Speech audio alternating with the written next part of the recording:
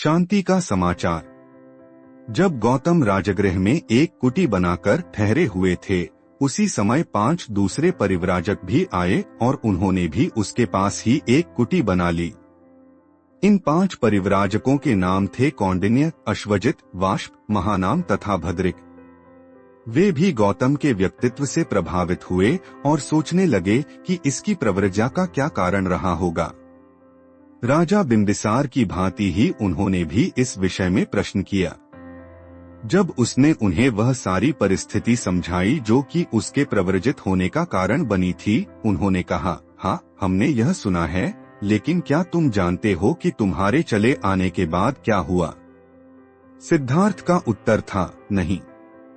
तब उन्होंने उसे बताया कि उसके चले आने के बाद कोलियों से युद्ध ठानने के विरोध में शाक्यों में बड़ा आंदोलन छिड़ा। आदमियों, औरतों, लड़कों, लड़कियों ने प्रदर्शन किए और जुलूस निकाले।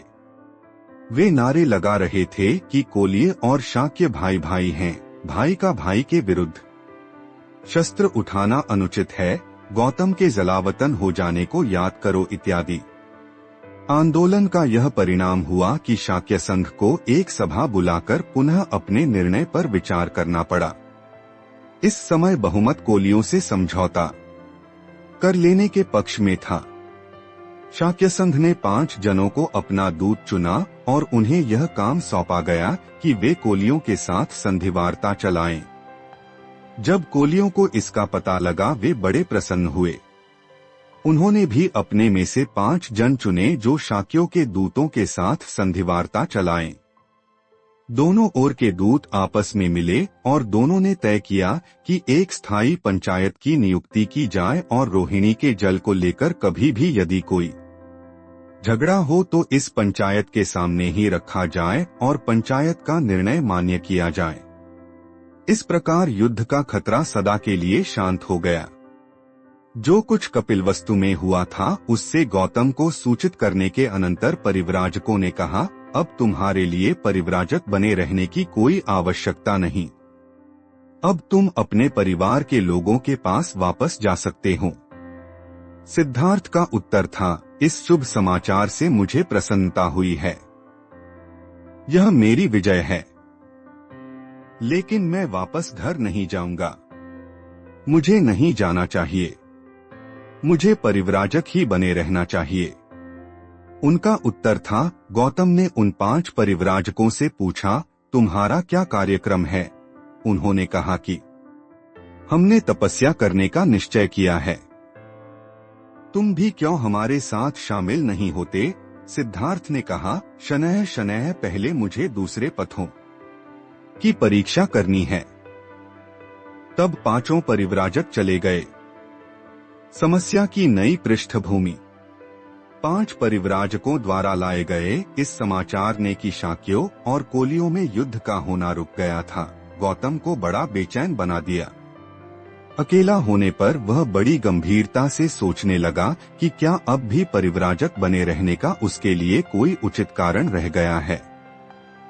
उसने अपने से प्रश्न किया, वह अपने बंधु बांधवों को क्यों छोड़कर आया था?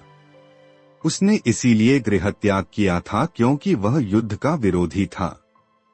अब जबकि युद्ध समाप्त हो गया है, तब भी क्या मेरे लिए कोई समस्या शेष रह गई है? क्या युद्ध की समाप्ति के साथ साथ मेरी समस्या भी समाप्त हो गई? गहराई से सोचने पर उसे उत्तर मिला नहीं। युद्ध की समस्या अनिवार्य तौर पर विरोध की समस्या है। यह एक बड़ी समस्या का एक अंग मात्र है।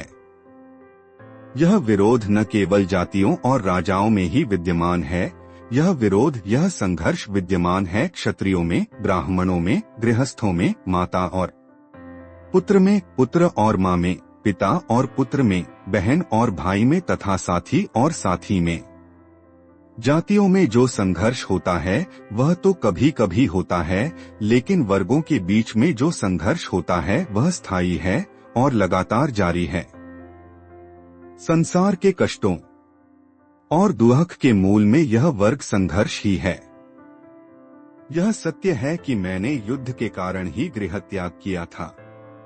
लेकिन शाक्यों और कोलियों का युद्ध समाप्त हो जाने पर भी मैं घर वापस नहीं लौट सकता। मैं देखता हूँ कि मेरी समस्या ने व्यापक रूप धारण कर लिया है। मुझे उस सामाजिक संघर्ष की समस्या का हल खोज निकालना है। पुराने परंपरागत दर्शनों के पास इस सामाजिक संघर्ष की समस्या का हल है या नहीं, और यदि है तो कहाँ तक? क्या हम इन सामाजिक दर्शनों में से किसी एक को भी सही मान सकते हैं? उसने हर परंपरा का, हर मत का स्वयं परीक्षण करने का निश्चय किया।